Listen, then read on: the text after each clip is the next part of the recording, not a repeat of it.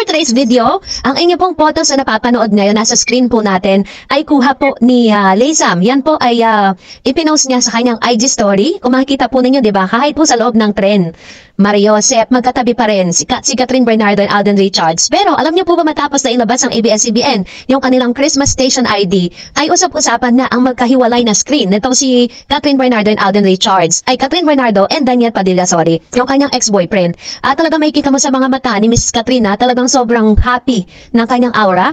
At ito po ay kabaligtaran dun sa aura na nakita natin kay Daniel. Kasi syempre, sanay siya na kapag nagkakaroon ng Christmas Station ID, magkasama silang dalawa. Ngayon, hindi.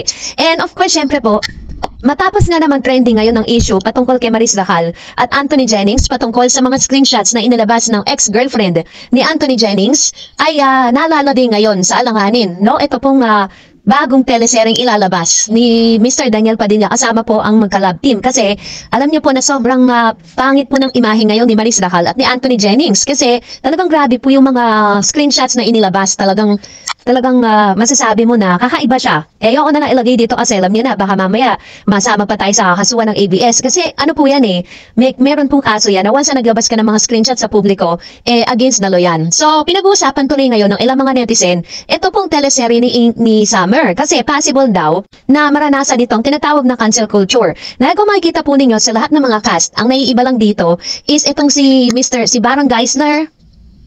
Tapos po itong si Mr. Richard Gutierrez, isa rin yan sa mga nag-cheat, di ba, kay Barbie. Tapos ito naman si Anthony Jennings at saka si Maris Dacal, yun meron po silang mga allegedly na in-expose patungkol sa pag-cheat po nila na bagay na talagang nagte-trending ngayon. At syempre, ganoon din po, ito pong si Summer or si Daniel Padilla. So dahil po dito, may mga netizen tuloy na nagpo-post, sabi dyan, hello Kat, baka may mga screenshot ka dyan, pakilabas na please.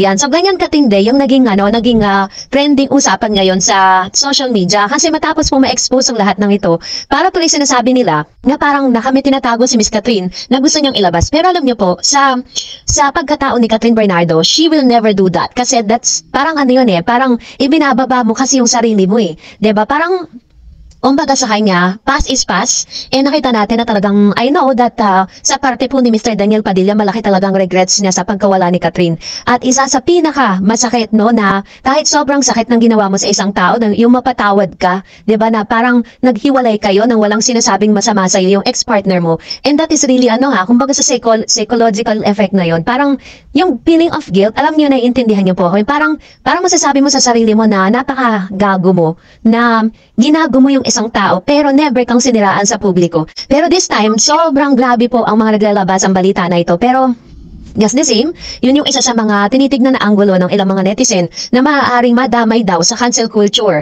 Ito pong tinatawag na teleserye nilang paparating. Kasi nga naman, di ba, parang grabe po yung kanilang pag-promote ng panibagong serye na incognito kung saan sama-sama po yung mga merong issue sa pag-cheat. Ang tao pa naman ngayon, ayaw po nila na parang ikaw yung lumalabas na parang ang pangit ng imahe mo sa publiko. Usong-uso po ngayon yung cancel culture. Kaya yan po yung ilan sa mga tinitignang anggulo na baka daw hindi pa nagsisimula yung teleserye. Marami na po talagang nagbo-boycott. Ba parang nagpaplanong i-boycott ito. Ay nako, masyadong magulo ang mga pangyayari ngayon sa showbiz. But anyways, anuman po, yung mga nangyayaring ito, ang mahalaga, masaya ang Katden at maganda ang kanilang credibility.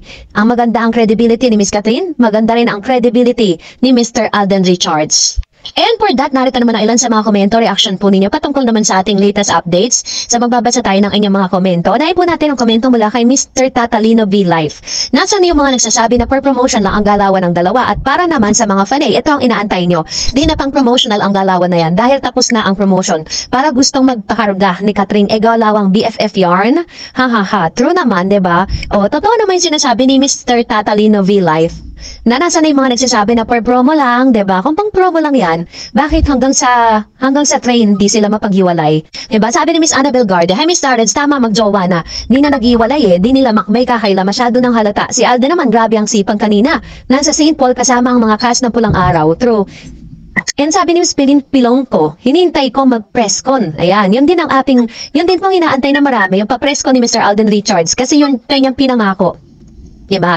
So, this time, sana nga, no, sabihin niya na sa publiko, talagang tayo yung atat na atat, diba? Para malaman na talaga natin, and para lahat tayo talaga ay sumaya. Kasi deserve naman talaga nilang isa't isa. Sabi naman ni Miss Coco Channel, "Hello, Dareds, I hope you are keeping safe and well. The latest updates on Alden Richards and Catherine Bernardo's relationship is that they might have leveled up their relationship status. According to showbiz reporter Oji Diaz, sources indicates the two stars might already have a mutual understanding, often referred to as MU. Alden has also opened up about his relationship status with Catherine, stating that he wants to keep certain aspect of his personal life private. However, he did not acknowledge their undeniable closeness and special moments they've shared." Ayan, totoo naman, diba?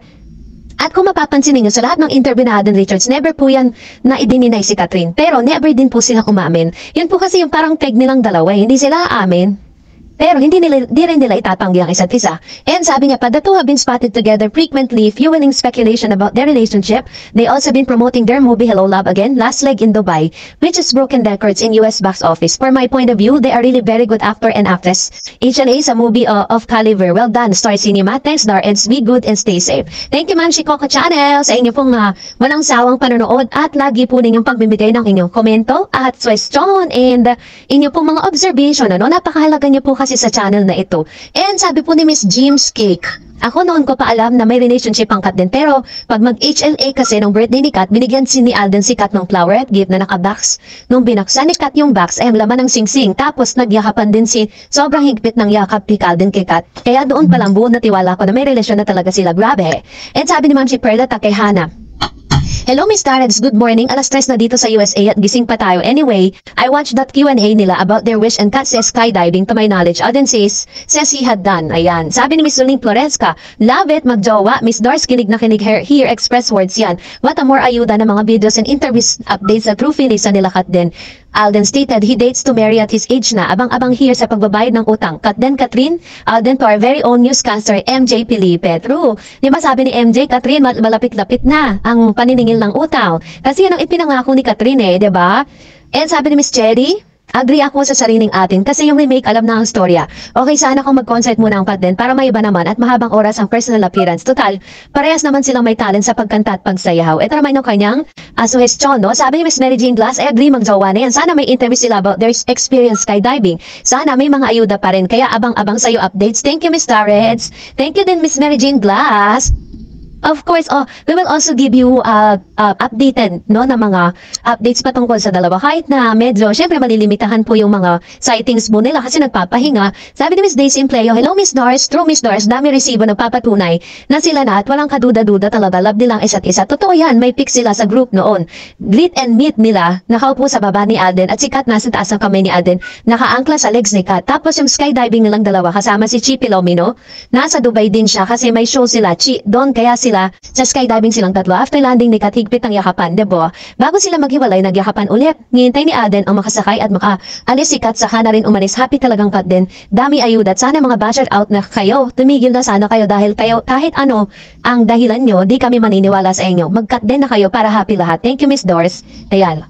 Totoo naman, di ba? Na lahat talaga, kahit nga, sabi nga kahit na pinakamabait na tao sa mundo, laging may bashers, hindi po mawawala yan. Kaya hayaan na natin sila kung yun talaga yung gusto nilang. Alam niyo, pag nilabas ko pa yung mga sinasabi nila patungkol kay Alden, ay nako, may inis kayo, mamaya lalabas ko. And of course, sabi ni Miss Cleo Sobrado, true, magjowa na ang dalawa. Thanks God. Congratulations, Catherine and Alden. Nagpakatatag ninyong dalawa. God bless you both always. So yan, thank you, Ma'am Cleo Sobrado. Yan, so yun.